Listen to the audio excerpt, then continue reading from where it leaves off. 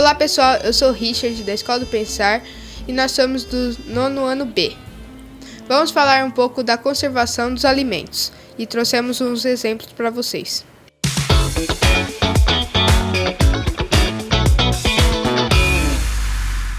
Eu sou Cauã e é importante mencionar que tanto a indústria quanto os supermercados têm interesse em conservar alimentos pelo maior tempo possível, porque quanto mais tempo os alimentos ficam em prateleira, mais lucro ele tem. Isso é ruim para nós consumidores. E também conservar o alimento significa não deixar fungos e bactérias se proliferarem no alimento. Bom, um dos métodos é o salgamento.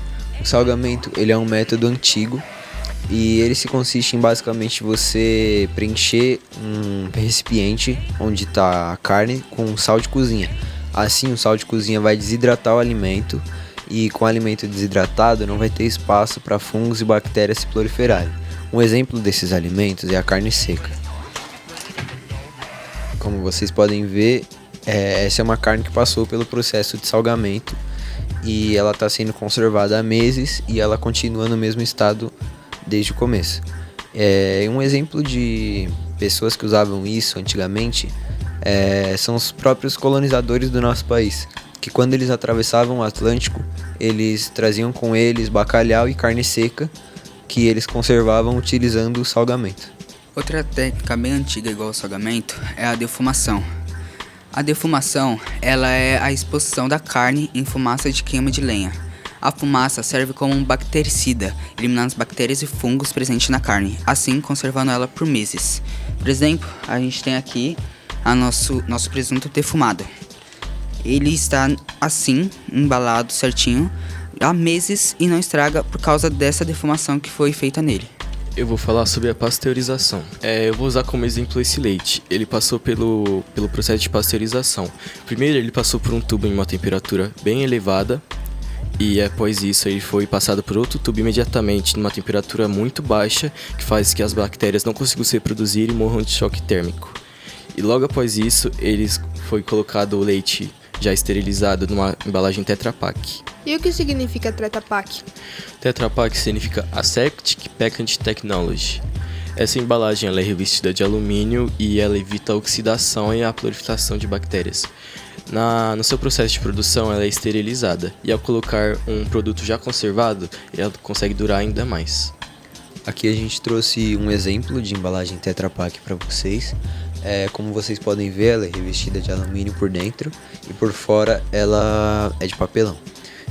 Uma desvantagem dessas embalagens é de que ultimamente, nos últimos anos, as empresas não têm reciclado esse tipo de embalagem porque tem dado muito trabalho ter que ficar abrindo as embalagens e retirando as camadas de alumínio para separar do papelão.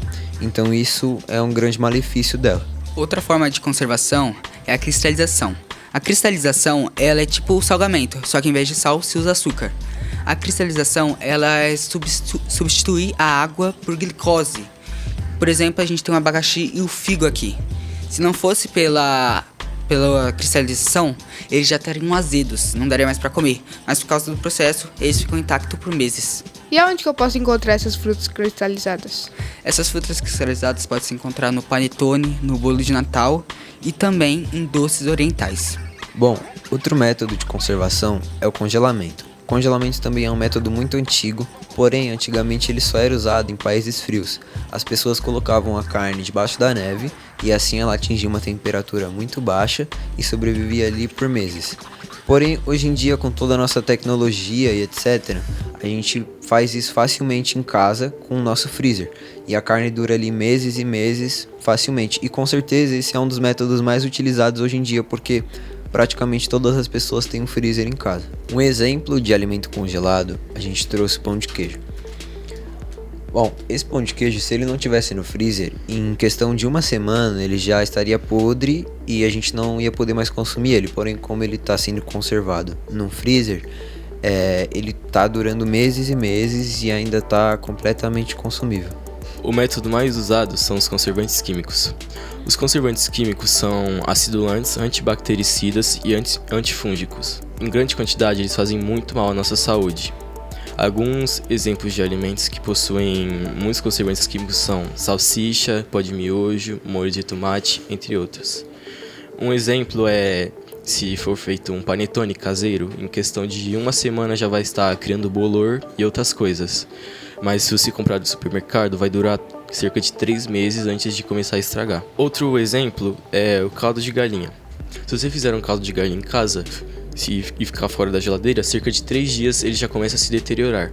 Mas esse aqui ele tem muitos conservantes químicos e pode durar até 1 ano, fora de qualquer conservação, geladeira, essas coisas. De todos esses métodos, o mais prático é o método a vácuo. O método a vácuo consiste em basicamente você retirar todo o ar da embalagem do alimento, assim não vai ter espaço para fungos e bactérias se proliferarem ali.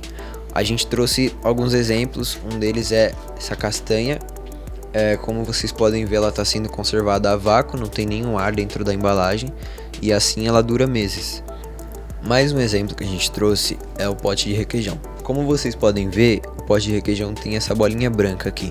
Quando ele é produzido, tem uma máquina que ela fura o meio do pote e ela puxa o ar criando um vácuo e automaticamente ela coloca essa bolinha branca para segurar o vácuo. Assim o requeijão dura meses. E quando a gente vai consumir esse requeijão, a gente precisa retirar essa bolinha para que entre ar dentro do pote para depois abrir. Assim que a gente retira essa bolinha e entra ar dentro da embalagem, o requeijão já não vai durar tanto assim quanto ele estava durando antes. E tem mais técnicas ou acabou? Tem mais uma, Richard, que ela se chama radiação em frutas. A radiação em frutas, ela consiste em colocar a fruta em uma esteira que passa por uma máquina que exige radiação nela.